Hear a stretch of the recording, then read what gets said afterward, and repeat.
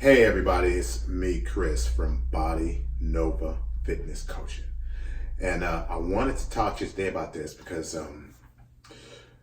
I see a problem with this, and I'll explain where the problem gets created and where the problem lies.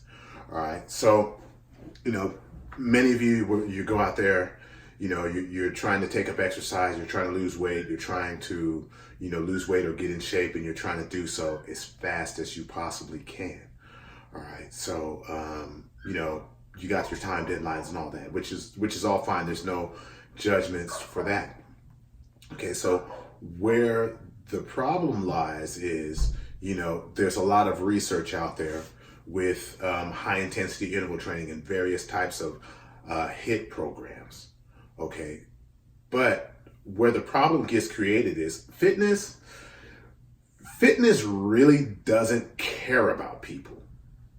It cares mostly about making money. Now, there's people in there that really care about people. There's people who care about helping people, and there's people who care about helping people get what they want or realize their potential and all that, and part of the reason why I do this is for that. All right. But for the most part, fitness industry only cares about money. All right. So one of the ways it does this, and you can compare it to things that the food industry does if you want to do that. So, like for example, I talk about there's videos where I talked about peanut butter. All right, or just even with food. Let's stick to peanut butter. All right, so people say natural peanut butter. If you realize natural peanut butter is good for you, and with natural peanut butter being good for you, what the food industry does, it tries to change the definition of what natural means so that they can sell you other forms of peanut butter that either cost them less to make or they have to spend less money to make sure that it makes it to your shelf so it doesn't expire quickly. So they start to change the meaning of natural. And the fitness industry does the same. So when the studies come out talking about how beneficial high intensity interval training is for you, for your fat loss, for your weight loss, for your fitness, whatever your goals are as far as fitness is concerned, it does the exact same thing. So one of the ways it does the exact same thing is it starts to just say, hey, well, look, these guys ran sprints, So as long as you're running just a little bit faster than normal, you're doing HIIT, or as long you're pushing a sled, they push sleds. So as long as you push a sled, you're doing HIIT or doing a rope. So they have you mimicking the things that people did when they do a high intensity workouts, but they don't set you up to where you can do them at high. Oh, tire flipping is another one. They have machines that do tire flipping, but the thing with tire flipping is because you don't actually lift the tire off the ground, an average woman with not much of a fitness level could easily flip a 200-pound tire. But, fitness does its thing by bastardizing everything.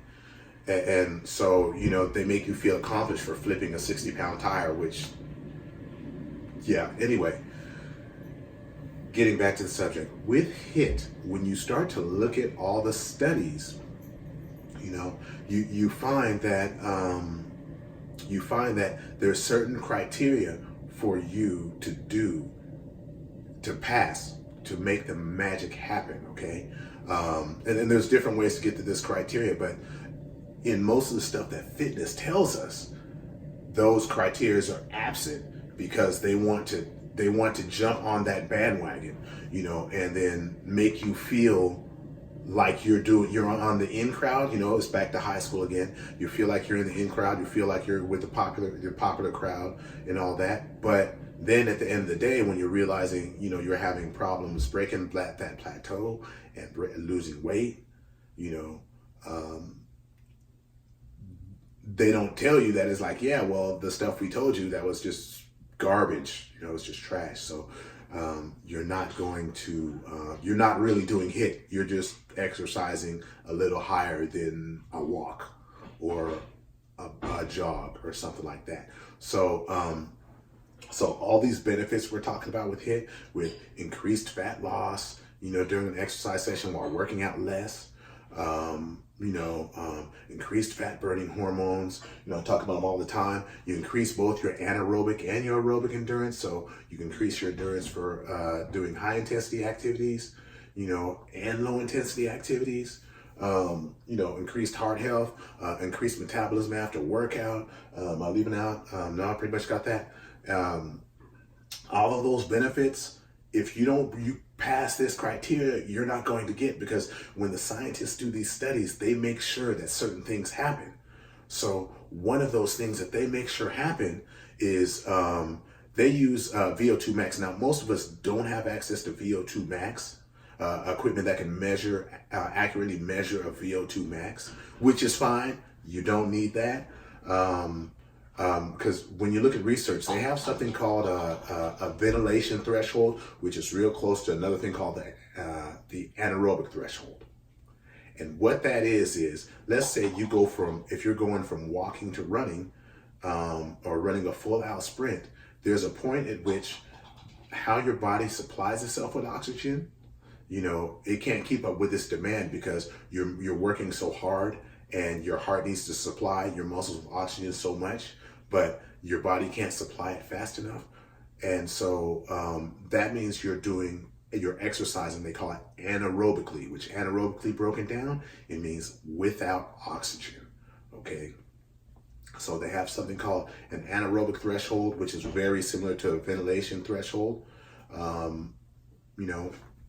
where you shift from being aerobic, to where you can supply your body with enough oxygen, to being anaerobic, where, you can't do that. So, and that corresponds with your heart rate. Now, we're going to go over this a little later, so don't worry too much about that. It's going to make a little more sense. But what they find out is that at around between 75 and 80% of your VO2 max, which is pretty close to 75, 82% of your anaerobic threshold, or even further along or more simple, your maximum heart rate, this starts to happen. So you start looking at the research, and if you if you need to see it, I can show it to you. Matter of fact, no, I'm going to put some parts of those up in here. But anyway, once you cross that threshold, then you start to receive all these benefits. But see, the way that they make it seem, or when, from my point of view, the way I know that they don't know that they don't really understand what they're talking about, is that when you do this type of stuff, you don't last long. I've never seen, and I've worked with world-class sprinters, okay, for a short window of time. I have never seen where someone could sprint all out and continuously sprint all out for, doing it 20 times, 30 times. Never, because if you're doing this right, you're going to lose your ability to pull that all out effort. It's just like lifting, you try to get to your max, you try to get to your 1 rep max quickly when you lift, or get to the hard heavy sets quickly. You don't try to waste a lot of time, or you're not going to be able to perform at your best. All right. So, that being said, with HIIT, it's sort of the same thing if you're doing that right, and especially if you're going for fat loss. Okay, for fat loss, the research recommends a 1 to 3 or a 1 to 4. So what that means is, if I'm sprinting for 30 seconds, I'm going to rest for 1.5 minutes, or I'm going to rest for 2 minutes.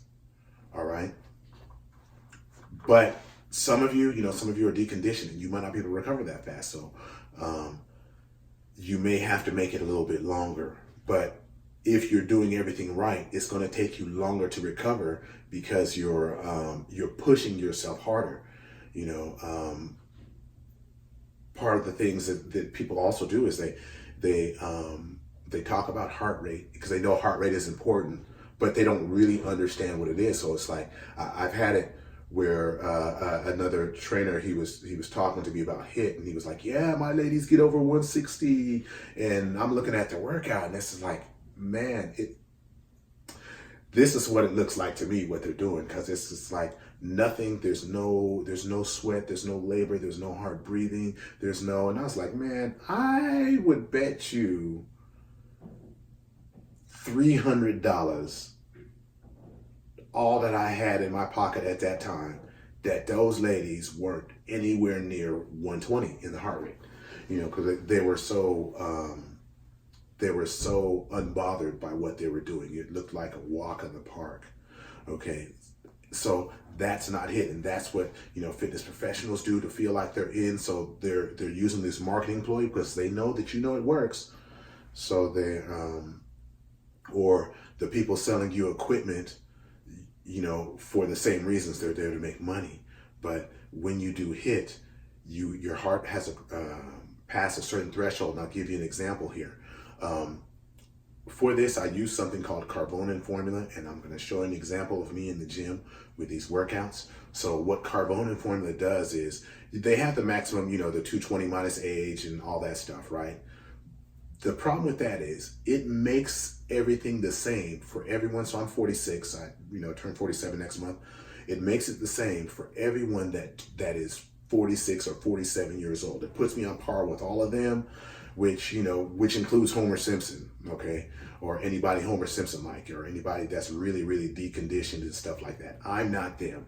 I need to find out what's best for me, okay? Because what's best for me gets me what I want or I need to make the magic happen, all right? So I use Carbonin formula because it takes into account my fitness level. So it adds in what they call your resting heart rate. So if you're in better shape, your heart needs to beat less to do its job, okay? If you're in not as good a shape, it has to beat more. My resting heart rate is 55, okay?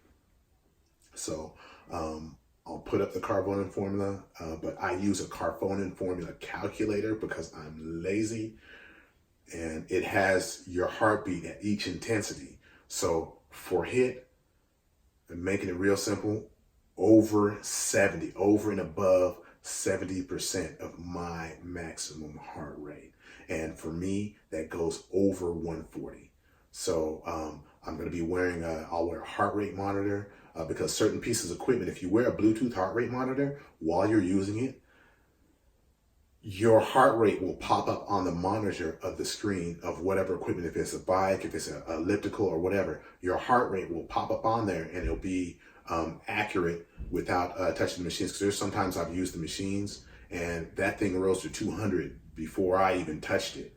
So for accuracy, if I really need to do that, I use the heart rate. But I've been doing it for so long that I can actually look at someone and tell when they're on there, when they cross that threshold. So when you hear people saying, oh yeah, I did 3 minutes HIIT with 1 minute rest, there's no freaking way. I have never met a world-class, even world-class athletes would have problems doing all-out sprints for for a minute, let alone 3-4 minutes. You're not doing HIIT. You're at moderate intensity.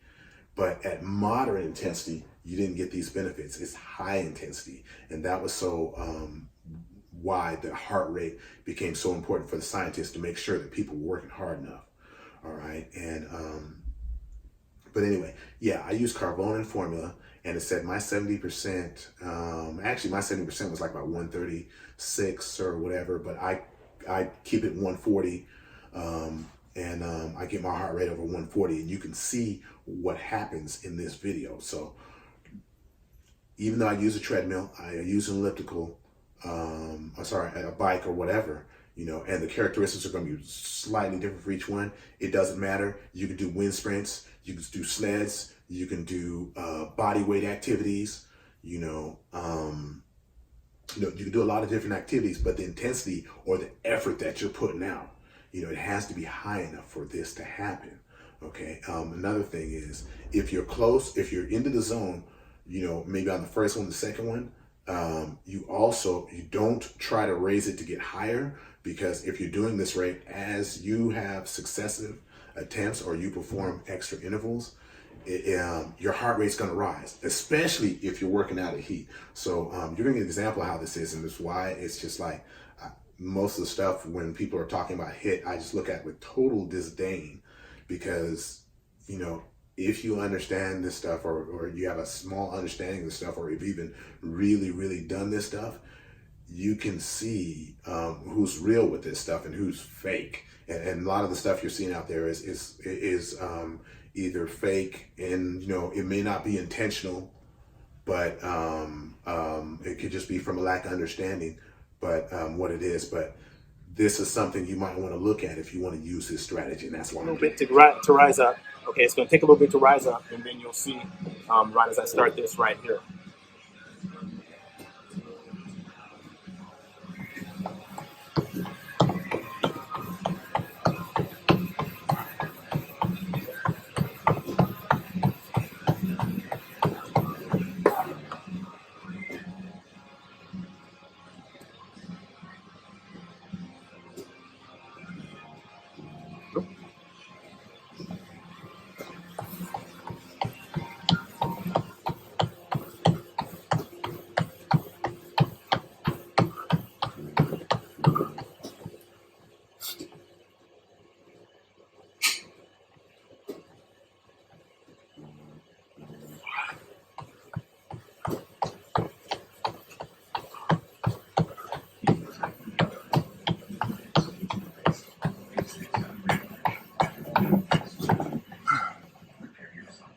I'm not sure about that 210.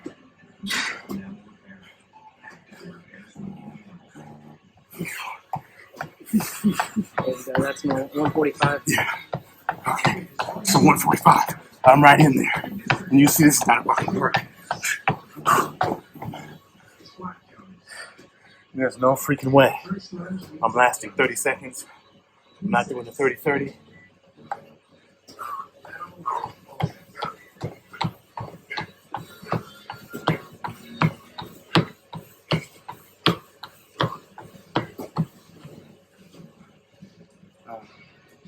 Not doing the 30-30. Not doing a minute sprint. None of that.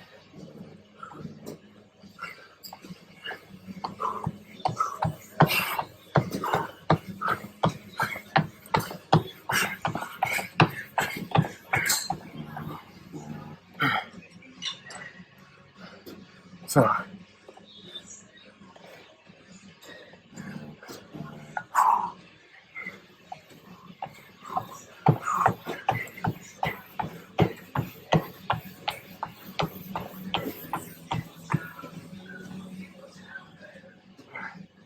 some over 45.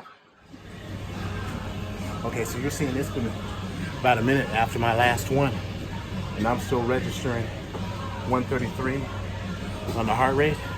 It does come down if you get in shape. It comes down faster, but if you put the effort like you're supposed to, it's still gonna rise. So I had the treadmill turned off so that I had more resistance without risking safety. Because if you put it on, let's say I put it on 10 miles an hour, now I run 10 miles an hour, I fall off. Okay, then we're in trouble. But see this, I have to overcome the resistance of the belt, and that makes my heart rate rise, even though I'm not really moving fast. And that's good for a lot of people, because you have to be really strong to travel at high speeds. That's why a lot of your sprinters are not really large people, but they're really strong proportion of their body weight, at least in the lower body, because the landings from moving so fast puts a lot of shock on their bodies. All right.